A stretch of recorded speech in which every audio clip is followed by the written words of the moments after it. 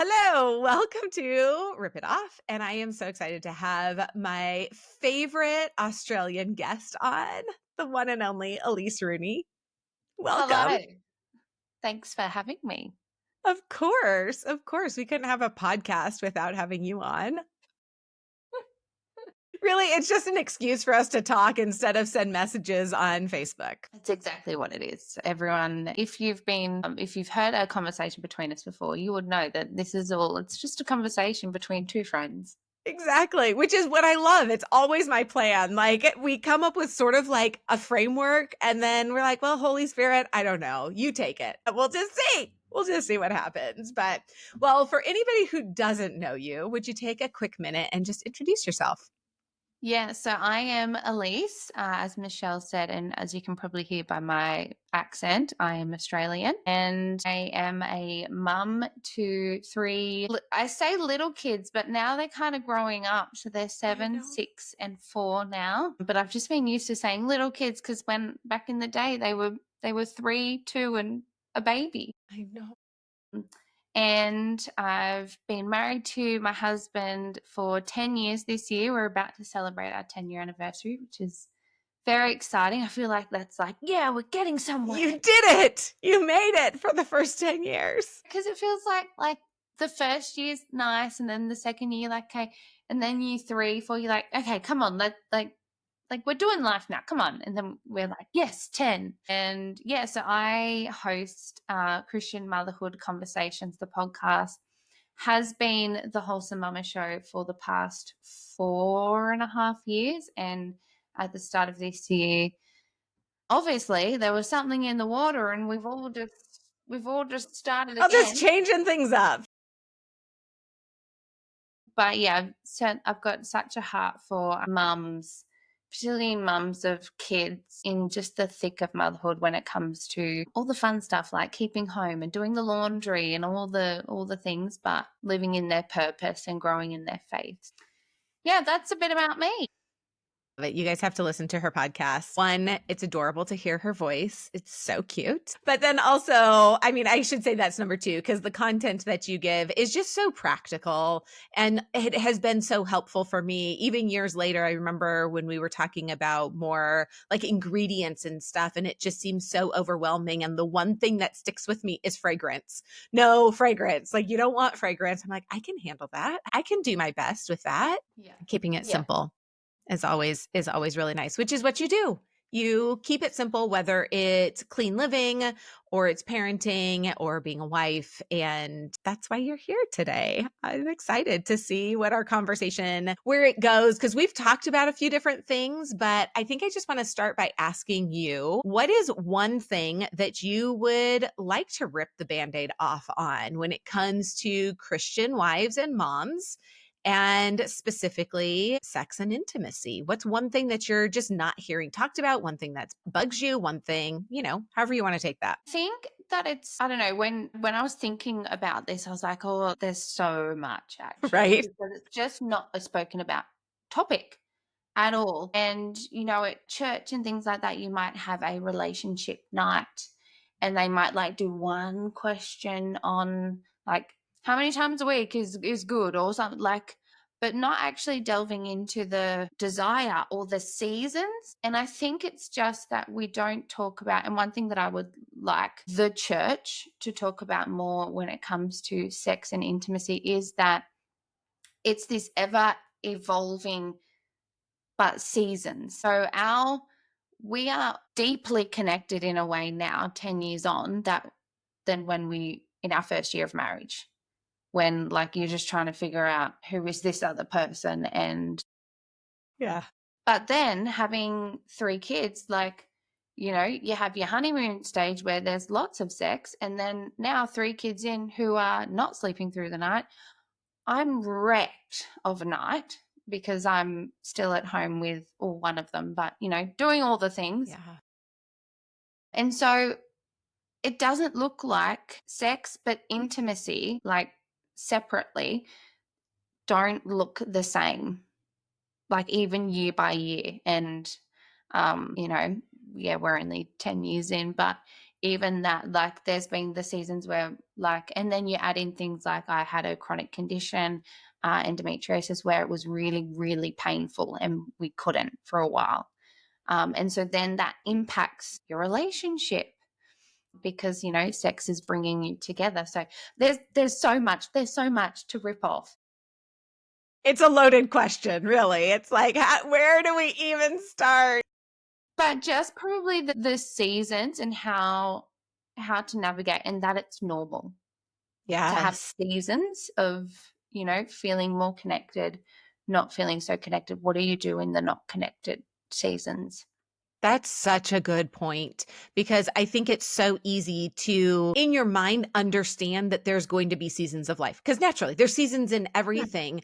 But mhm, then the reality of living it, we kind of mhm, forget like, oh, there are these seasons, but then also not going, well, that's just this season and chalking it mhm, up to that. mhm, What do we do in that? Like, how are we proactive? So, like, I love that you're recognizing that your seasons are changing. So, how are we proactive? Or how are you like in the midst of it going, wait a second, things are not clicking like they used to. How can we redirect?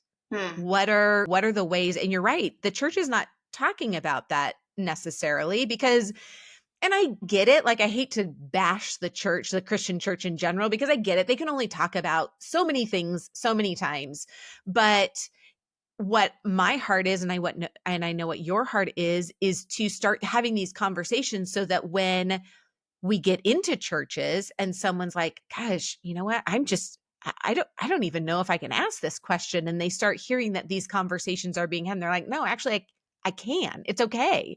I can ask this if, what do I do in this season? So you've got these little kids. What do you do in this season of, you still have one at home, which is great, but exhausting. And then even when you get the other two home, you got homework and you got bath time. And by the end of the day, you're cooked. yeah, So what do yeah. you do in that? Like how do moms manage that in reality? I think for me, I've had to have a massive mindset shift. And God has certainly been working on me with that because I can fall into the trap. And I'd love to say that I don't have this problem anymore, but We would all love to say that. journey. Where I feel like it's more of an obligation than a time for me to connect with Peta. And so when I'm viewing it as another chore, as another to-do list, and that sounds terrible, but it's really easy as a mum of little kids particularly, and I'm sure it just continues if you don't work on it as the kids get older, but it's really easy for me to go like put it almost in the same to-do list as doing the dishes, mopping the floors. Oh, I need to have sex with my husband.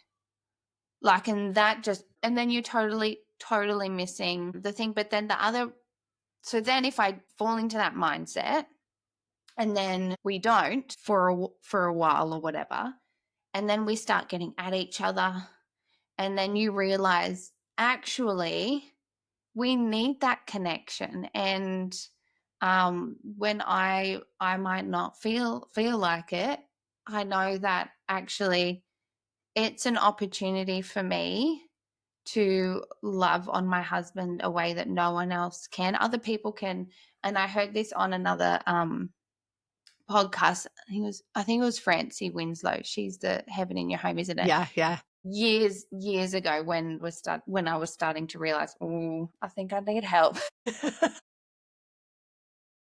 We all have those moments. And she was saying, like, other people can affirm the strength of your husband, the physical strength of your husband. Other people can affirm his smartness, his whatever it is, but you are the only one that can affirm his sexual masculinity. And she was talking about how wives can help their husbands flourish in their masculinity. That's what something like that. And that really, like, I think I listened to that 3 times. I just restarted and was like, my goodness, I have totally got this wrong. And so having that mindset shift of it's not an obligation, it's not another thing like, yeah, you got to do it, but it's not looking at it as, oh, I have to do it. It's I get to connect with this godly man who loves me, who, and what an honor and a privilege it is that he chose me and he wants to be vulnerable with me in that space. Yeah. So I think, does that answer your question? Yeah. No, it's so true. And I think as Christians, we think of sex and we forget that intimacy, like sex is just one part of intimacy. And Mhm. I was thinking the other day, like anything that is exclusive is so special. Mm. And but it can be easy. Why in our marriages where we're like, oh, well, this is exclusive. Like God created sex between a husband and a wife exclusive. And it's only meant for marriage. It's only meant between the two of them. And somehow we forget what a privilege that is because it's a regular, like we can anytime we want. We don't, but it becomes really, like you said, like I have to. Okay, this is one of the duties. As we know, Satan loves that. He wants us to think of it as this have to. I have to do this. And like you said, like if we can affirm our husbands, I mean, we live in this culture that wants to just rip masculinity down constantly. Men are just being hit from all sides. And then they come into their homes. And I don't think I ever really realized that not being intimate with my husband was a blow to his masculinity Mhm. and understanding. And that's where it all comes back to like, are you understanding what God's word says about sex and intimacy? It's not just, and I love what Francie always says, it's not a woman's duty and a man's desire. Like, okay, I got to. It's really such a privilege that Mm. we get to connect with our spouse in that manner. Yeah. And I think because people think of, the verse and the two become one, like, the man leaves his mother and father and takes her, and the two become one. And we think about that in like the wedding night. If you're a Christian, you've saved yourself to marriage and the wedding night, and then you've become one. But we don't think about it like we need to keep coming back together as one. And this is when we, like, again, as I said, we butt heads when when we are just living like two passing ships. We start butting heads because we're not taking that time to come back and go, okay, same, back on the path together, whoa, okay, back on the path together. And so that's really important that it's not just we become one on the wedding night and we're good.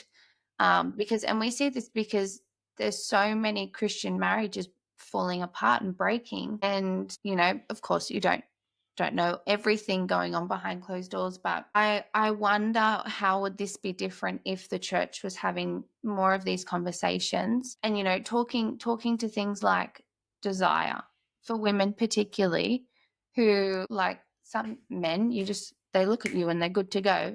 Like we do the oven and the microwave. Like I need preheating. Right. I need a lot of preheating. I'm going to need you to unload the dishwasher, load the dishwasher, fold the laundry, put it away. Yeah.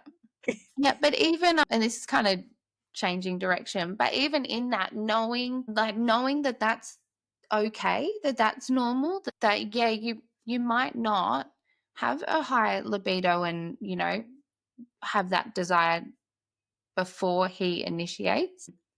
But even too, I let's just be open. I don't. But when I get out of my own head and initiate, my husband is like another person. It's like you would have thought he'd gone to Disneyland. And it's like nothing's even happened yet. But it's just the fact that he's like, oh, you want me.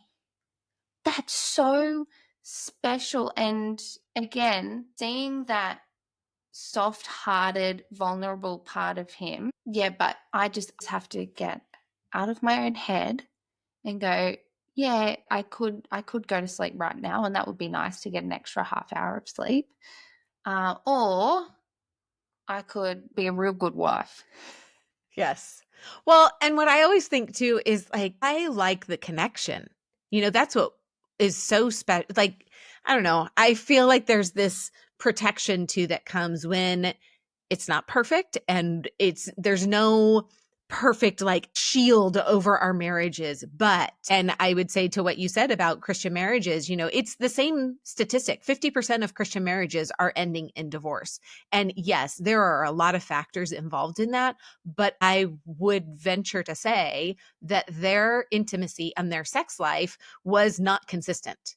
Mhm. They're not spending time together. If you're spending more time talking with your girlfriends and not with your husband, that's a problem. And we all get into it. And I think the biggest thing is recognizing it and saying, okay, well, this is the guy that I vowed till death do us part. There's nobody else in your life that you have vowed till death do you part. Your kids are going to leave. Your friends are going to come and go. But this man that you stood before and vowed these vows to him and in front of all of those guests, you are to spend the rest of your earthly days with this person. And I don't want to just exist.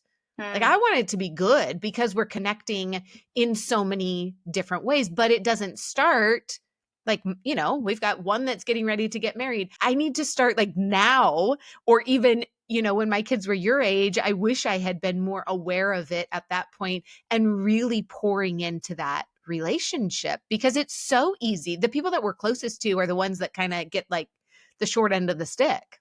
Mm. And it's so sad. Why do we do that? Yeah. And I think too, as a mum, and we've had, that would be another thing, is to have open conversation and honesty with your husband about how you're feeling and where you're at. And we've certainly had that where I'm like, we'll be going to bed and I'll be like, I feel like I'm giving you leftovers. Like I want to be with you when I feel like I've got energy. Right. And I'm getting in, and again with the seasons, but we've gone through those conversations of like me going through the day, and so can he help with the mental load that I'm carrying, because we're carrying such a mental load? Can he help practically with washing up dishes after dinner, things like that, so I can have a shower by myself and just be by myself for 10 minutes. Well, and I have a feeling if you tell him, hey, babe, if I can get a shower, you can do the dishes. I can get a shower. We can put the kids to bed. Wink, wink, nod, nod. He's like, done, Okay. done. I've got it. But it involves talking, because how many times have you had those thoughts and you just expected him to like read your brain, and shocker, he doesn't. And then you're annoyed and he's annoyed and you're like, well, that was. Yeah. Ah, years of that. Years of why aren't you mind Well, reading? you are the only person, and I'm so sorry that you've gone through that. No, we all do it. We all Yeah. do it so much. And I don't know, like, communication has been hard for us. I'm a communicator, but then when it comes to these touchy subjects, and because I have struggled for so many years with even developing language around it, like, there's times where I'm like, I don't even know what to say. And then I'm afraid of what I'm going to say. So I'm like, well, we'll just shut my mouth, which sounds good, but really it probably would have been better if I had just even said, hey, I'm frustrated right now. I don't even know how to say these, or like, but can we come back to this at Yeah. some point? And then the wonderful thing about having the open conversation is then you can pray about it together, which even that, like, that is intimacy. Praying together about anything is bringing you closer, but praying together about intimacy and your marriage and really laying that before God and going, this is really hard. We understand what you've created it for. We understand it, but it just doesn't feel like it's how you created it. Like it doesn't feel like that. And that is really, and once you start to communicate, it's really freeing. And I didn't, because I was so scared that I would be silly, like it would seem silly, or he would reject me. And then I realized that by me not opening my mouth and by me rejecting him, I was doing the same thing to him. It's this vicious cycle. Nobody's saying anything because you think you're doing what's good, but no, Mm. just speak. Yeah. Or even like if that's like write it down. Sometimes I feel like I can express myself better like written. Maybe Yes. not the first draft.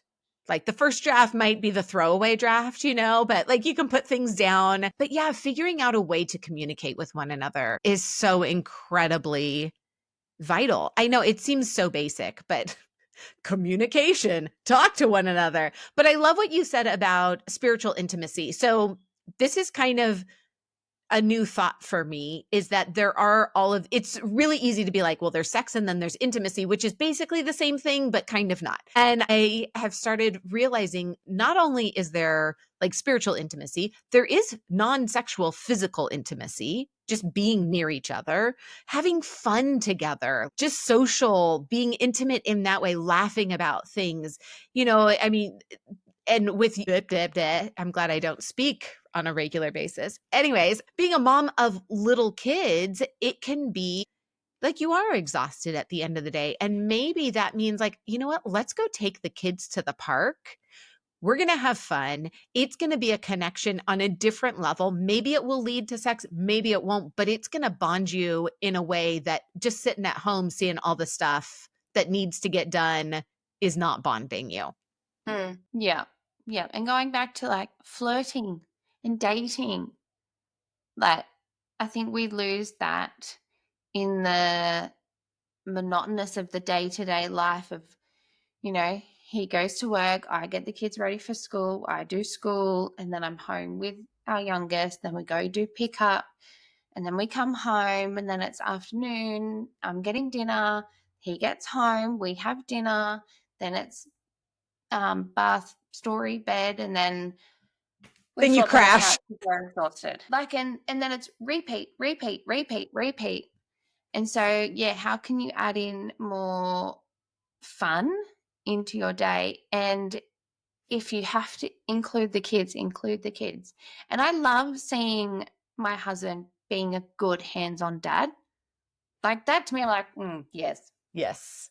Yeah, we're good. We're good. I love it. You did an episode recently about, you were talking mainly about parenting, but the principles are the same. And you were talking about, the parenting is monotonous at times. Yes, it's fun and, it's great and everything, but it's like rinse, repeat, rinse, repeat.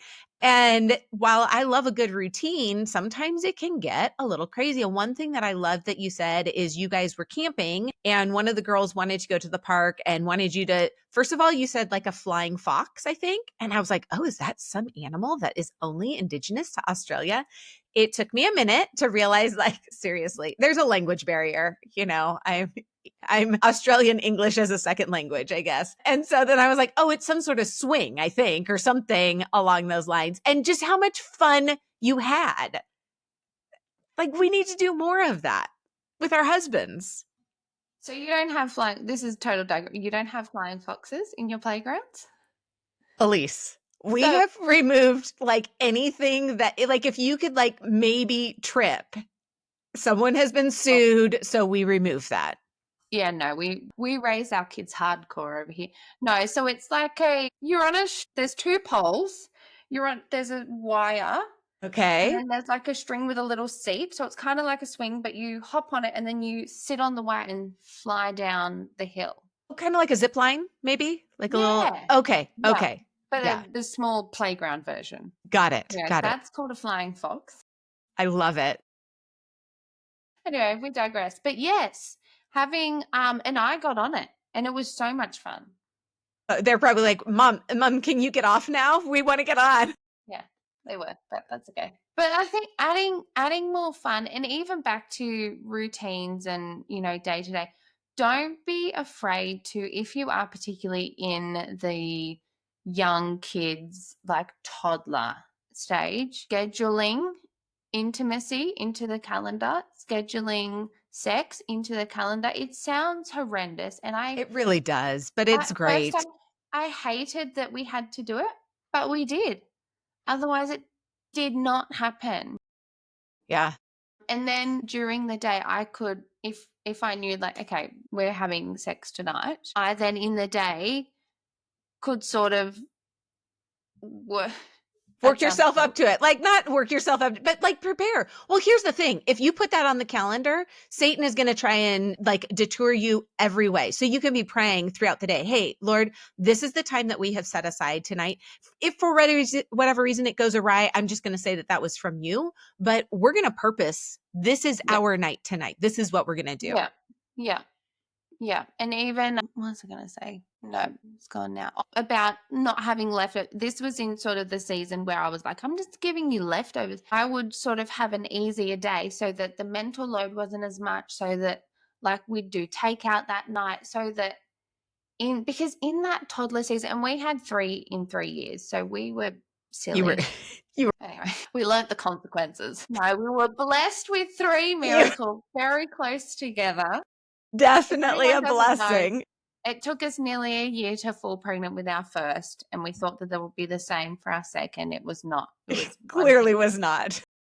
And then the third surprise came along. So anyway, I love but it. sometimes you have to do the boring thing of scheduling it in and find a way to make that fun. If that means that you wear a pretty bra for the day and it makes you feel a little bit special, then Yeah.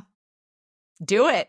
little things like that that you think seem silly that actually help make a difference. Yeah. Well, I love pretty much everything that you do comes back to intentionality. And I Mm, love that. And that's really what this is. And the crazy thing, because you and I are very similar in a lot of ways where we're just kind of like fly by the seat of our pants. But when you are intentional and you schedule something, it actually creates margin and it actually creates freedom. And gosh, if you can be like, I don't have to cook dinner tonight and I get to have sex with my husband and we get to enjoy it. Like that sounds like a win-win. Party tonight. That's a good night. Works for me. yeah. And if I say that to my husband, he's not going to complain with me getting takeout. So No, not at all. You're like, it's fine. We'll eat home more, one more day this week if that's what we need to do. It's totally fine. And that's the thing. Like men are really simple. They really are. Feed them in multiple ways and they're good. it's so good. It's so true. It really is. I mean, I don't know why we complicate it more than we need to, but that's just what it comes down to. And they want to be wanted. Yeah.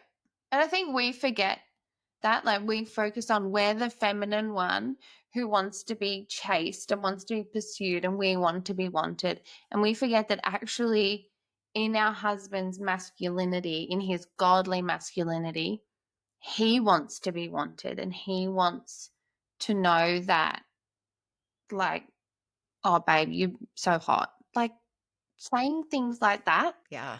Or even telling them, I'm so proud of you. Mm. Whatever happened, like, I see how hard you're working. Like, I'm so proud of you. I'll tell my husband is doing all kinds of different things. I'm like, that's amazing. Like, I can't believe you did that. He's like, what? I didn't do anything. I'm like, well, you reached out to that person. You had that conversation. Nobody else is doing that. That's incredible. And it just like they become that peacock, like she thinks she's proud of me. Like that's awesome. And it doesn't take anything. Like, have you ever sent him like a video, like a short little video message of like, hey, babe, I know that you're in the midst of your workday today. I just want you to know I'm proud of you and I love you. Like anytime I have done this, it's been a handful of times. It's a text back, like tear emoji, like, I can't believe you did that. Thank you. That meant so much to me. And I'm like, and it took what? 10 seconds of my day? Well, Yeah. maybe 30 because I probably filmed it twice, because I was like, oh, I don't like that. Better lighting, better lighting. But I Reality. think I think we forget the power, I want to say, but the of us as the wife and what a honor that actually is in how we get to affirm and encourage our husband in who he is and in his masculinity.